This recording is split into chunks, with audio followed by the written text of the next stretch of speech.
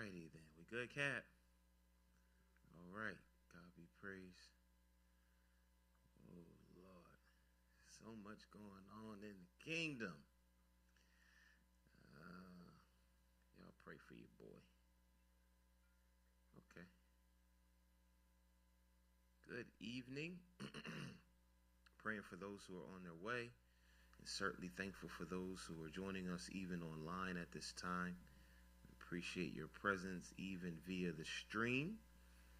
And we bless God for life today. Hallelujah. We thank God to be alive. I was reading an article, Mandy, that said 150,000 people die every day. And we ought to be grateful to not be counted in that number. That's a lot of people every day. And when you think about it, every single day, 150,000 people across this globe transition from earth to glory every single day. And so we ought to be thankful that every day we wake up, every day that the Lord gives us life, it's a blessed day. No matter what you're going through, it's a blessed day. So we're thankful tonight for life, health, and strength. We appreciate those of you. Thank you, those who are present, those who are en route on their way, those who are in the stream. If you're in the stream, share the stream.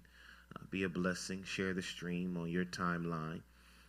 And we're not going to labor long. Just a couple of things. Listen, next Tuesday's Valentine's Day. And I know it's going to be people, they're going to be booed up and they're going to want to, I know how it goes, married and single. Amen. Folk going to want to, do what they want to do and have their little night of romance. And so we're going to be looking to be all virtual next Tuesday. The following Tuesday, I announced Sunday, I made an egregious mistake. The following Tuesday is the 21st. I'm working with Pastor now, Dr. Smith, because we were supposed to have a church meeting on the 21st, and I didn't look at my calendar. Courtney reminded me at the end of service yesterday. She said, Pastor, you're preaching for Fellowship Baptist Church, Bible Church, in Warner Robins. Pastor Tolan Morgan, we're going to be preaching over there for their church anniversary. And so I'm asking everybody to go with me there on the 21st to support me there at Pastor Morgan's church, Fellowship Bible.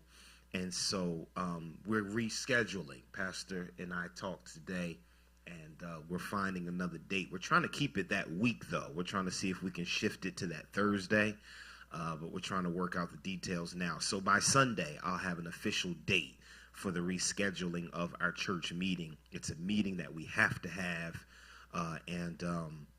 and so therefore, I just wanted to make the church aware of what was going on. So next Tuesday will be all virtual as you all celebrate Valentine's Day. We still going to have Bible study. It's going to be online. So those of us who are just going to be chilling at home or whatever, you can go ahead and even if you're going out, even if you're going to go out and do your boo thing, after, well, I don't know what you're going to be doing after your date, but, that's none of my business, praise God. But maybe Wednesday morning you can watch the stream, or maybe you can watch it before you go out and have a good time with your significant other, praise God. And so then the following Tuesday, February the 21st, we'll be over at Fellowship Bible to celebrate their church anniversary. All right, let's go to the book of Joshua tonight. Let's jump into the word of God. Amen. What's up, man? 7 o'clock. 7 o'clock. Yep, we'll be over there at 7 o'clock to celebrate with them. I'm going over. We're taking the ministry, so we're going to go over to Fellowship with Pastor Tolan Morgan, my main man. He's been a phenomenal big brother and a friend to me, and I appreciate him. Fellowship Bible Baptist Church is where we will be in Warner Robins on the 21st. Joshua chapter number 1 is where we are. So y'all turn with me there. We were there Sunday. We started a new sermon series titled Sankofa. You have to know where you come from to know where you're going. And so it is obviously, it's a nod to Black History Month, and we celebrate this month. But I kind of, I have mixed feelings about Black History Month, being as though we have a month to celebrate Black history, which is a national mandate, but they don't want to teach Black history in schools. Something's wrong with that. Something's wrong with that. And one of the major issues that I have is that we don't have this issue with anybody else's history. We don't, we can teach about the Holocaust with our Jewish brothers and sisters. We can talk about their history. We can talk about Asian history. We can talk about, Native American history, which has a lot to do and is very much connected to American history. Anybody else's history is never up for debate, but Black history is always up for debate. We don't want to teach Black history, don't want to teach critical race theory, which involves Black people, but critical race theory is something. First of all, critical race theory, and I'm really going down a road, but critical race theory it's a graduate level concept. So critical race theory is not even something that is taught on the elementary level, or is taught on the intermediate level, or the middle school level, or even high school level. It's a graduate level concept, and it involves more than just Black and white folk, which should also be pointed out. So that's why when I said Sunday that, Ron DeSantis wants to outlaw, or he wants to strike down critical race theory, you don't even know what critical race theory is. You just hear race and you think Black and white. Not only that, but why is it that Black history is always up for debate? Why does Black history have to be struck down? You didn't say anything about Latino history. You didn't say anything about Asian American history. And so those are the issues that I have. And so, we're in a country where Black History Month is a mandate, or it's a national occurrence, and yet you don't even want to teach Black history in schools. So, you have schools right now in Florida and in other states, Texas, where a teacher can take a gun to school, but if they get caught with a particular kind of book, they can get arrested. Something's wrong with that. That's an issue. That's a problem. How is it that you can take a gun to school as an educator, right? And we understand the implications behind that. We don't have time to deal with that, but you don't even want to teach what's the book, Mel? They've been teaching it forever, since about the lawyer, To Kill a Mockingbird. They want to strike. Now everybody and their mama done read To Kill a Mockingbird in school. I'm sorry, I'm going another way. That's a cute outfit, Mel. Everybody and their mom done read To Kill a Mockingbird in school. My mama read To Kill a Mockingbird. Listen, Linda, you read it. You taught it probably, Mel. Everybody has read To Kill a Mockingbird in school, and now all of a sudden you outlaw To Killing Mockingbird and these other kind of books in school. So now you have libraries that are bare. First of all, school libraries aren't as robust as they used to anyway, as they used to be. They're already scarce in terms of books. But now the shelves are virtually empty because educators don't know what they can and can't teach. It's ridiculous. And we're dealing with this as we quote unquote are celebrating Black History Month. This is America. This is the America in which we're situated in. And y'all better be on high alert. Because y'all know DeSantis is running for president. He's going to run for president, and he has a good chance of winning. It's over for Trump. I know Trump out there stumping now. Oh, I know he's out there stumping, but they behind Ron DeSantis. Okay, they like what he's doing down there in Florida. They like this. And they want this to be applied nationwide. And so don't think for one moment, if he doesn't try to apply it on the state level in Florida, that he's not going to try to apply it federally across the country. So, it is what it is. And I mean, we get out here and we march. We march and we protest when Black lives are lost, and rightfully so. This young kid, Tyree Nichols, and we can go all the way down the list. Y'all know we can do that. We'll be here for the rest of the year if we talk about how many young Black people have been killed at the hands of police officers. But right now, over in Europe, France, I believe, particularly, it's either France or Italy, they're protesting over wages, and they have several hundreds of thousands of people in the streets, people that have gone on strike, people that are not educators that are saying, we're not going to go back into schools and teach until you do. And we get in the street. We have to learn how to organize and get in the streets around these kind of causes. Right? You know what I'm saying? We do. I'm serious about that. And I know I'm not trying to lecture. It's already 1:15, but that stuff bothers me. It bothers me. We can get in the streets and we can march and we can carry on and around Black lives, which we should do. But Black lives is not just isolated to our relationship with the police. We should be marching and carrying on about education. We should be in the street raising hell about what's going on in Florida. We really should be. And we're not. That stuff we just let go on by. But because we see something on social media, we want to raise hell. Something's wrong with that because your child is being affected. And we wonder why this generation doesn't have an appreciation for life or have an appreciation for its elders. And that's because, and I talked about this Sunday, they don't know where they come from. They don't know what they've been through. They don't know what America has done to them and is still doing to them, and doing it in a discreet way. Because Ron DeSantis said, we don't got to kill you in the street. We'll just not teach you about your history. Okay, all right, I know y'all. All right, Joshua 1. I'm sorry, Mandy. I'm going on a tangent, but that stuff bothers me. I have a big issue with that. And we have to learn how to start marching around that stuff. There's no excuse why minimum wage shouldn't have gone up yet. Because one of those countries, Greece or Turkey or France, they would have hit the streets around that. Okay, all right. Particularly when majority of the workforce that we're fighting for is us. Okay, Joshua 1. Real quick, let's go. Joshua 1, verses 1 through 7. I have to, Linda, I'm cutting all into my time teaching the Bible, but it's stuff that bothers me. It really does. It gets under my skin, and we have to learn how to start organizing around that stuff and raising hell around that stuff as well as police brutality. Because Nelson Mandela said himself, that the greatest weapon a black person can have is an education. It's the greatest weapon. It's the greatest weapon that you can have. Morehouse used to say all the time that the most dangerous man in the world is a black man with an education. And so we have to learn how to get back to fighting for that stuff. Fighting for our rights in education, fighting for our rights in housing, fighting for our rights in the economy, especially when we spending all the money, Sam. $3 trillion, Black America.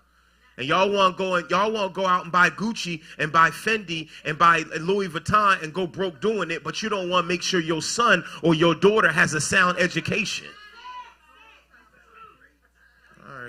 We're going to put them in Jordans and all this polo while they're young, and they in 4th grade and reading on a 1st grade level.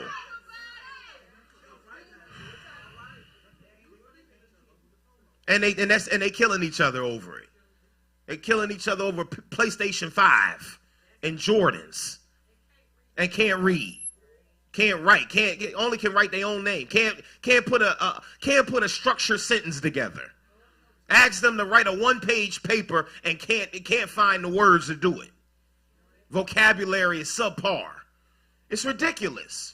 But you spend all this money on all of this stuff, and your child can't even read on the grade level that they're and then teachers not getting paid, and you wonder why they just pushing them on through, because they raising hell in school over stuff that they should be taught at home.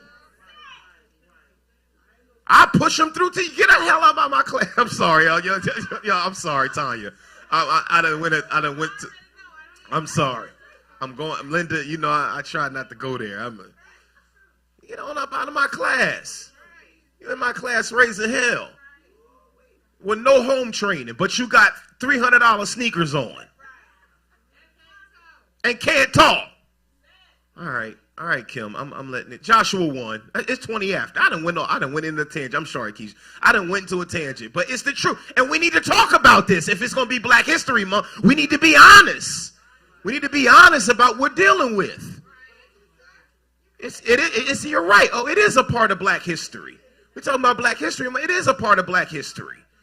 You don't even ask who Harriet Tubman is. They don't even know who Harriet is. You don't know who Harriet is? Who Martin Luther King? Oh, my homeboy live over on that block. What you talking about? And then y'all got all Martin Luther Kings across the country in bad neighborhoods. Okay, all right, okay. All the Martin Luther Kings, DeJuan. You go to Martin Luther King, it's always in a bad neighborhood in town. They got a Martin Luther King in every city. And every time, if you mention I'm on MLK, we know you in the hood.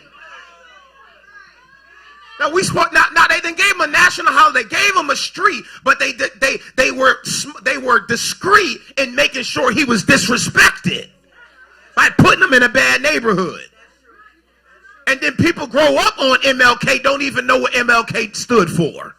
Have no idea who he is. All they know is I have a dream. Don't know nothing about his policies. Don't know nothing about what he stood for. I'm sorry, Sam. We got to talk Bible. But I have to get this off my chest because it's ridiculous. It's ridiculous. You give us a Black History Month, but you don't even want to teach Black history in schools. Y'all better watch this stuff. And then we get together and we want to march every time a black man is shot. But you don't want to march. You don't want to march when a school in an urban neighborhood is shut down. Or you don't want to march when an urban school is dilapidated, the roof is caving in, they don't have no books, and then you go across town to the white neighborhood, same school district, and they got everything. But you don't want to march about that. Something's wrong with that. HBCU's on the verge of shutting down every year. Every year they fighting to stay open, begging people to go to their school. Yeah, you're right about that too.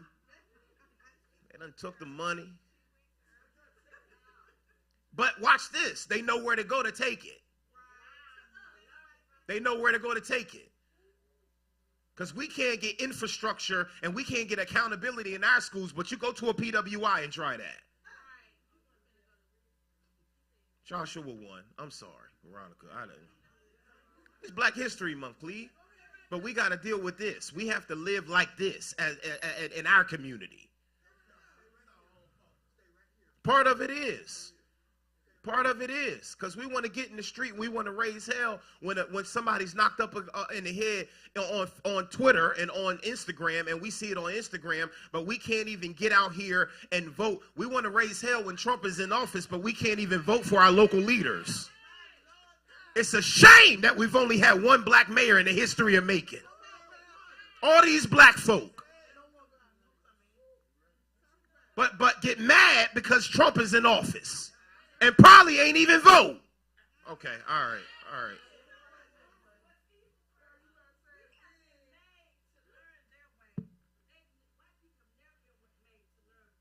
And they ain't trying to. This is good. We have a little open discourse right now. I'm kind of enjoying this, to be honest with you. Yeah. And listen, it ain't just black church. It's black everything. Black church, black fraternity, black sorority, NAACP. NAACP, I'm a part of NAACP. When the last time we had NAACP made a significant impact in our city? I'm not coming for your NAACP. Somebody on here might be a part. You might be watching. I'm registered. I got my card. But I don't have, y'all hit me up when it's time to pay dues, but I don't hear nothing else throughout the course of the year when all hell is being broken loose and we got all this violence on the street with our children. I don't hear nothing else, but when it's time to pay dues. All right, Janice, I'm sorry. I just got my letter. I done buried 5, 20, or 25 or less, 25 or younger in the last 2 years. And most of it is gun violence or they in a gang. And I got to go to a funeral and do a funeral where it's a sea of gang members and I got to tell them to stop smoking. But you hit me up for my dues every year and I can't get no talk back when it comes to trying to put some gang prevention stuff into place. And they in gangs because they find there's some kind of community there because y'all took away and stripped and they want to try to make some kind of money, Zachariel, but you strip all of the summer youth work programs. You can't find no money for these young people to go and work for organizations in the city and pay them from the city, but you find time to make sure that they're prosecuted. We got a budget for that. And there ain't no shot. Sister Howard, Anita, you know you might not, but she trying to fight both lines and getting beat down from both sides. It's ridiculous.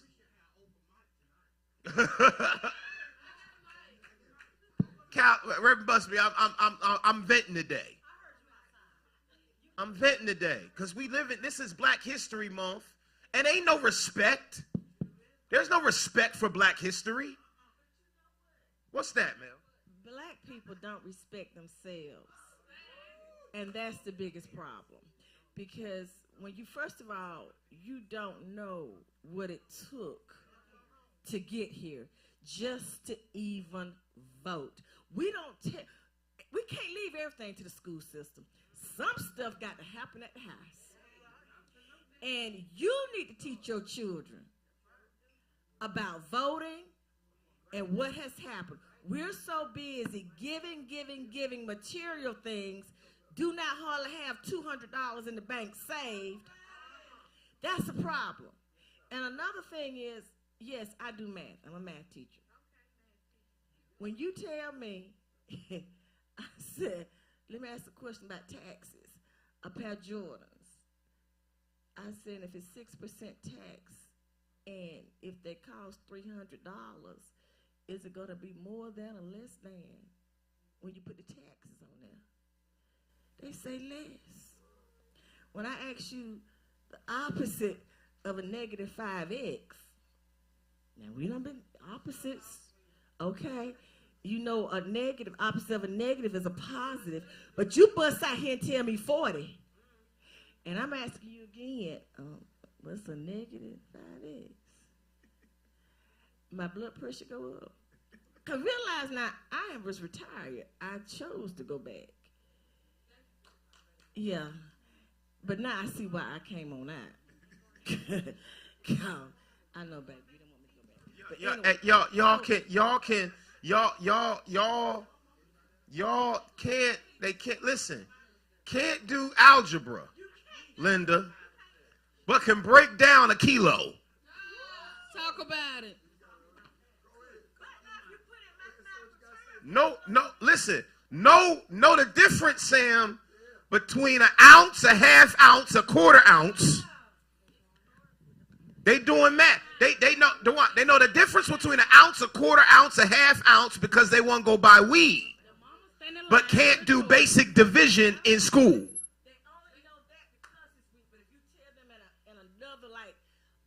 A liquid situation. Right. That's my point. That's my point. They don't even know what a gram is. That's my point. And that but they know how much a gram costs on the street. Yes, they know. And then too, the other part is. And then bring it to school. Oh yeah, they'll vape in a minute. But anyway. Yeah, they vape. Oh yeah, the edible thing done took over the schools. Yeah, the vaping is off. But parents, if parents do not raise their children, teachers cannot do it all. I'm going to say that again. You got to raise your children. You got to teach them children. And I'm so tired of parents saying, well, I never was good in this. I never was good in that. Well, you need to get your child to be good in something. My daughter was on a POTO meeting. Hold on, she got something to say. The parents stand in line for the Jordans, but we can't get them to come to school for the PTA meetings, join the school council, come see how the child doing in school. But if the teacher put the child in time out, the parent ready to come fight. But we can't come get you to come talk. It's a tragedy. You want to come up to the school and fight the teacher because your child failing, but don't want to make sure your child doing homework at home. Go ahead, O. It's not just in the school system. A lot of black males suffer from mental illness. That's something that needs to be talked about. Mental illness is an issue. I work in the mental health. All of them ain't crazy, though. No, I work in the mental health services. And it allowed our black males to suffer from schizophrenia, bipolar, and so many other. I will agree with PTSD for sure, though, But we have to, because these kids see a lot Yeah. at a young age, stuff they shouldn't be exposed to. but we have to conquer a lot of mental illness that goes on in our I agree. area. And talk about it. And talk about it. And not be afraid to talk about it. Veronica, you wanted to say something? Yeah, Carl. I really don't. That's so true. I'm just saying, you project well. That's all. And look at her son. Mel don't need one either. Look at her son's face like, oh boy. Well, coming from the social work world, it really started with, for real, the parents. The kids, they're raising themselves. They out there trying to survive. It's true. And you got the mother and the father. The father definitely not in the house. You have the mother that's out on drugs doing whatever she wants to do. So, I mean, it comes across my desk daily where, they're really trying to survive. So things they just really don't know. Right. Because it was never taught. Mm-hmm. So, and they're just out there. So, like you say, the game is what brings them in. Right. Because they feel like I get the love. It's a family. It's a family to them. So they join there, and my son went to go get a haircut, and it's sad that they can't even wear locks. People automatically assume, oh, you live there. He went to go get a haircut one day, and a guy was in there. He was of another race, and asked him, do you know where to get some drugs from? And he said, what is that? And he said, you know where? He said, because don't you live over here in the same MLK. Right, exactly. He was like, don't you live over in the east side? And that's kind of sad that they feel like the east side, all the east side is not bad. Right. And it's not slum. Right. It's not in poverty. Believe that. Correct. So he was like, don't you live over there in the east side? And he said, no, I don't. And he was like, so you mean to tell me you do not know where to get drugs? And he was like, so he got a call. He said, Mom, you're not going to believe what this guy just asked me. And he was like, no, I really don't. And wow. And it is sad that people look at our young men and stereotype them just by their hair. And the color, they feel like... Yeah, and they skin. Yeah, because they feel like you should know. And that's inaccurate. And I'm done. Can you start and speak to see what is going on? He like, I don't want...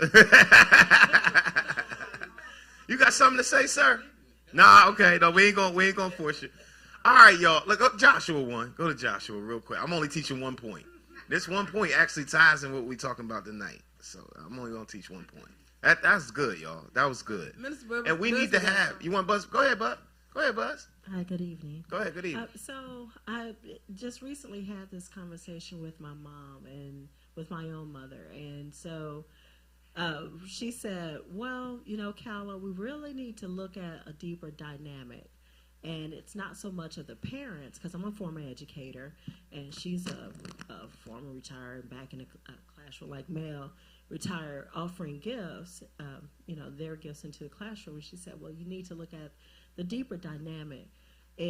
We were so busy, and to put it like this, so in my family, we're out of those same type of schools that not HBCUs, but the other ones, right?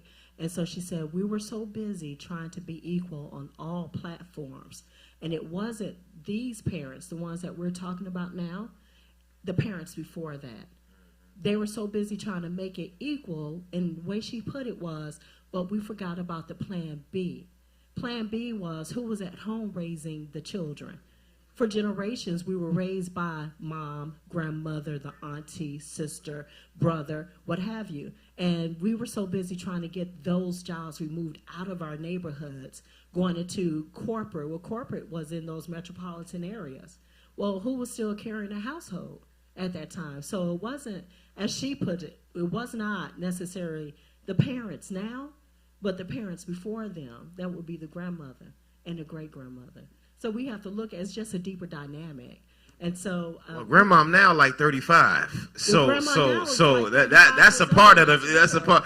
Grandmom now like 35 and she's still in the club. So that is a it's a reason why. And so yeah, but you're right. And I think that we have a point with that. But I think that you were speaking to something that that I think it ties into what you're saying, and that's the fact that we as particularly Black America have done so much to show that we are somebody, to show, to have the appearance of. When other folk, you don't see other folk trying to stunt to have no appearance. You don't see other folk living in Section 8 but driving and have a $1,500 car note. You live with your mother, but you have a Benz outside. It's something don't equate with that. You look, Bill Gates don't even drive a Benz. He driving around a Civic. I'm serious when I say this. We have people of different races, the Asian community and look how the Latino community pulls together. They will live 10 in a house until they all save up to start their own business. They will have the Asian community will live 12 in a house until they sell. And they listen, and they own 3 stores and probably got $1 million in the bank, and they driving a Chevy Impala. They don't see the need to have a BMW 790. We do so much to show. Even if you look at, I was watching, I didn't really watch it, but I was looking at a lot of the stuff that came through the feed with the Grammys. I was looking at the Grammys, and I was looking at all this stuff, and then I was looking at some of the subsequent articles, and then even if you just look at it, now, there's no other genre of music where you see artists walking around with $1 million around their neck and 500,000 on their wrists and on their hands. 4 or 5 rings on their hands, bracelets, all of these chains. You don't see any. I don't see that in country. I don't see that in alternative. I don't see the rockers doing all that crazy stuff, right? You know what I'm saying? Not saying they don't have nice things. All I'm saying is they don't need to wear it in order to feel validated. They don't have to wear it. But we walking around, you got $1 million on your neck, but you don't even have $1 million in equity. You got $500,000 on your neck, but your credit score is terrible. And we have a bunch of people that are trying to mimic that in the culture, and they want to run around and they want to have these luxury cars. They want to have jewelry. They want to have all of this designer on. You got all this designer and your credit score 400.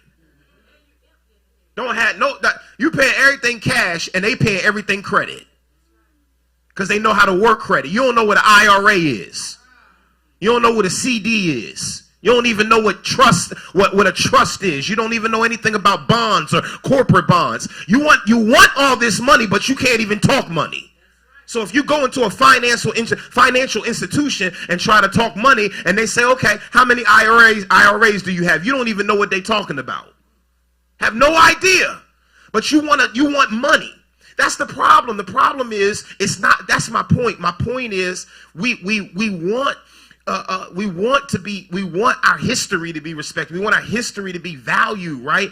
But on the contrary, we raise hell in the streets, rightfully so, when somebody is struck down at the hands of police officers, but we don't raise no hell over children or even young adults that have no idea about financial literacy. We don't raise any hell in the street. We don't raise hell. Why aren't we marching about them trying to erase African American history out of schools? And it shouldn't just be a Florida thing.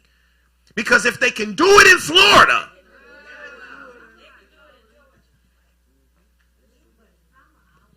Go ahead, Linda. We done had a whole town hall today, Cab. I'm closing my book. It's 20 minutes to 8. Go ahead, Linda. Our problem is we as a people don't help each other. Correct. We don't support each other. I agree. We all want to be in charge. So, like, in our neighborhood, we watched an old building be renovated by the Mexicans. They all been out there every day. They got a talent. They ain't paying somebody else to do it. If they got a talent, the women were out there, the men were out there, the kids were out there. They done renovated that whole Ratfield type building. Totally. On their own. We can't even get together because we get to arguing talking about who gonna be in charge, who gonna make the money. They ain't worried about who gonna make the money, because who gonna make the money? All of them gonna make the money. If we get up here, we don't pull our own up, we forget about them. Oh, I don't know you. We can't get ahead like that. And then crabs in the barrel. So you have ones that rise and flee, and then you have other ones that say, if I can't get out, you won't either. So we pull each other down. We talk about one another. Now, instead of collecting together, Sam, instead of coming together and having a common opposition, we got too much internal fighting to get anything done. They done started Black Lives Matter, Dewan. They done started Black Lives Matter became not just American, it became a global movement. And then the founders of Black Lives done split.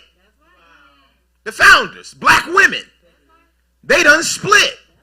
They turned on one another. Now you have one Black Lives chapter going after another Black Lives chapter. The one woman who stayed at the helm of it, they talking about you done took all the money and moved to LA and built the house. Which she did. Well, it's the truth. Let's just be 100 about it. And that's because we don't have the foresight to reinvest in our community, and then wonder why in all of the neighborhoods that we grew up in, we had black stores on every other corner. Now who running in the store? It ain't us. A store you grew up going to, and you knew the owner. He knew your mama. You had credit with him. You can go to the store and say, Mama needs some sugar. She don't got it right now. Here's the sugar. Don't worry about it. I know your mama. I know where to find y'all. And you go back and pay them back. We took care of one another. Somebody once said, Sam, and this is debatable. It's arguable. But they once said that segregation or desegregation was one of the worst things that happened to us. Because before desegregation, we took care of each other. We had our own black doctors, Tanya. We had our own black insurance companies. We had our own black banks. You got to drive 2 hours to find a black bank now, when we used to have a black bank right in our community. We ain't have to go to Walmart. We had our own stores. We had black supermarkets. We didn't have to go to Geico. We had black insurance companies. We looked out for one another. And now we can't even get together to pick a color of carpet. We raise hell. We beefing over stupid stuff. Go ahead, Clee. Go ahead. We having fun tonight. We gotta talk about it. We don't talk like this no more. We need to have these kind of conversations. Go ahead, Clee.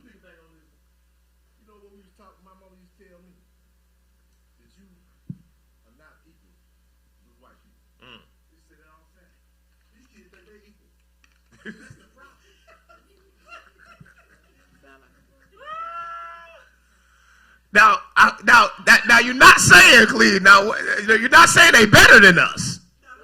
Oh, okay, all right. I just wanted to clarify because yeah. Go ahead.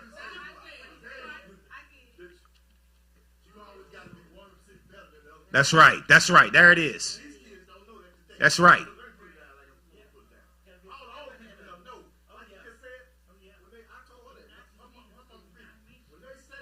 Right. That's right. Mm-hmm. Mm-hmm. Oh, yeah. Don't even take me into the discipline category. Don't even take me into that category. Oh, they do more than roll their eyes. They'll curse you out. I don't know how many videos that came across the timeline where you got little kids, 7th grade, fighting the teacher. A woman just got put in the hospital because a girl rose up. The teacher didn't do nothing to her. Tried to walk away. The girl chased her and beat her. This girl couldn't have been more than 14, 15 years old, Miss Irma. Ridiculous. And they get mad, and then they wonder why some of these teachers knocking some of these kids out. I done seen a couple of those too, Ty. Some of these teachers knocking these kids out. And these kids know who to come at. Because I'm here to tell you, They know who to try. I finished 30 years in it. And I can assure I know I wouldn't have tried you, man. I would have tried you. I wouldn't try you. I know. I try Jesus. Don't try me. You're right about it, though. At Morehouse, Clee, you're so right. Go ahead. I'm sorry. Go ahead. And you ain't lying. I'm watching videos where kids slapping their mama. Who? Not mine. What? I wouldn't be alive. Are you? No, I'm telling you, I would not be alive. I wouldn't be living. You understand what I'm saying?